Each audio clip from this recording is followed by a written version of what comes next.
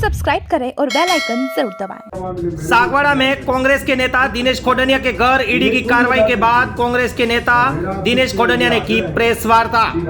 सागवाड़ा राजस्थान के डूंगरपुर जिले के अंतर्गत सागवाड़ा में कांग्रेस के नेता दिनेश खोडनिया के घर एवं उनके सगे संबंधियों के घर ईडी की कार्रवाई के बाद कांग्रेस के नेता दिनेश खोडनिया ने बुलाई प्रेस वार्ता एवं प्रेस वार्ता के साथ अपने विचारों को साझा किया।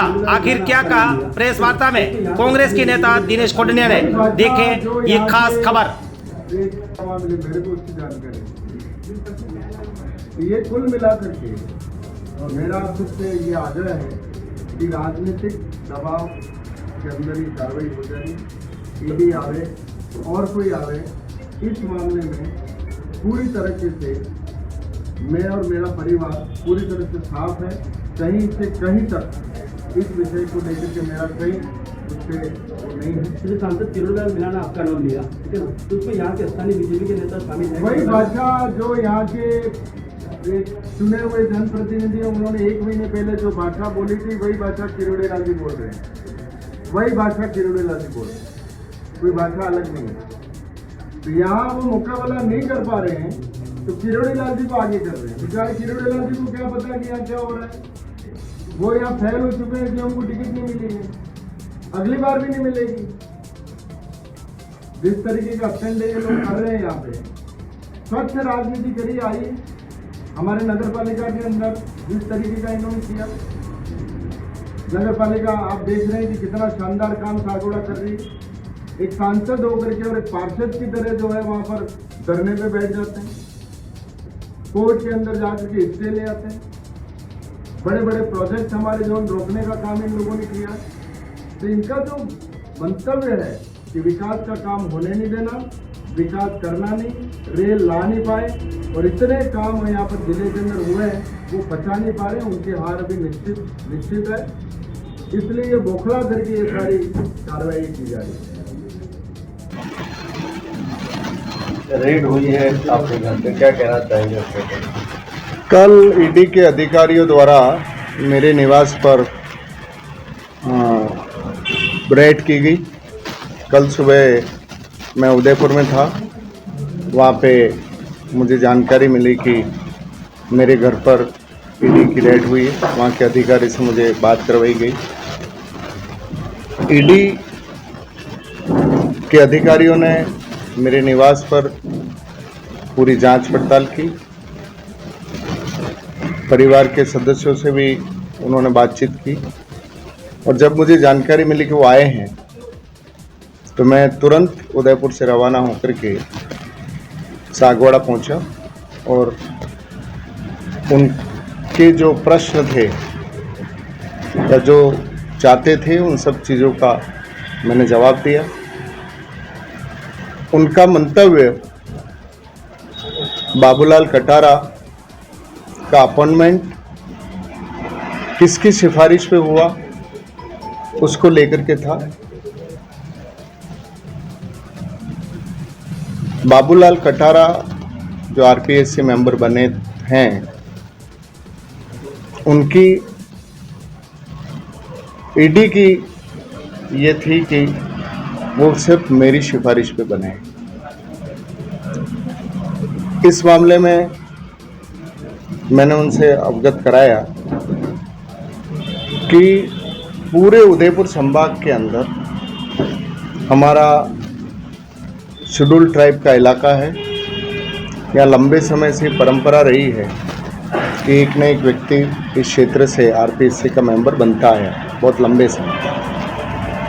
तो अब की बार भी हमारे उदयपुर डिवीज़न के सारे जनप्रतिनिधियों ने, पूर्व विधायकों ने, जिला कांग्रेस कमेटी के अध्यक्षों ने और कई समाजों के संगठनों ने भी बाबूलाल कटारा जी को बनाने के लिए सरकार से आग्रह। मात्र बाबूलाल जी के नहीं, अभी तो कई व्यक्तियों ने आरपीएससी का मेंबर बनने के लिए सरकार से मंशा जाहिर की थी। कई लोगों ने कईयों की सिफारिश की। इस मामले को लेकर के मैंने उनसे कहा कि इसमें मेरी तरफ से कोई सिफारिश नहीं है। ये निर्णय राज्य सरकार का है। राज्य सरकार ने सभी जनप्रतिनिधि और सबके कहने पर, सबके आग्रह पर क्षेत्र के हमारे आदिवासी भाई यहाँ पर रहते हैं, उनका प्रतिनिधित्व भी मिले, उस हिसाब से उनका अपॉइंटमेंट किया था और उनका अपॉइंटमेंट हुआ। मेरा इस अवसर पर इतना सा कहना है कि ईडी को पूछने का अधिकार है, पूछना चाहिए, आना भी चाहिए, लेकिन बाबूलाल कटारा को गिरफ्तार किए ये प्रकरण हुआ 6-8 महीने हो गए। आपने जो समय चुना कि जब आचार संहिता लागू हो गई है, 15 दिन बाद चुनाव शुरू होने वाले हैं, तो आज ये समय क्यों चुना? और आज आपके पास ये प्रश्नावली आई कि किसके वहाँ जाना चाहिए। तो ये जो समय चुना गया है, ये राजनीतिक दबाव में चुना गया है, और राजनीतिक दबाव में अगर कोई काम होता है तो उसके पीछे की मंशा कुछ और होती है। लोकतंत्र खतरे में इसको देखकर यही प्रश्न और यही सब चीज़ें आप आचार संहिता से पहले पूछते तो पता चलता। और जब कल ये विषय आया कि आपके वहाँ ईडी आ गई, तो कई लोगों ने कहा कि आपको नहीं जाना चाहिए। मैंने कहा क्यों नहीं जाऊँ? अगर मेरी कोई गलती है तो मैं भागूंगा। ईडी आवे, इनकम टैक्स आवे, सेना आवे, जो आवे, मैं उसके सामने जाने के लिए तैयार हूँ भाई। मैं क्यों भागूं? जो पूछना है पूछिए, और किसी ने गलती की है वो जाने। तो ना तो हम लोग कांग्रेस के लोग इस देश के अंदर इनके दबाव में दबने वाले हैं, ना ईडी से ना आईटी से।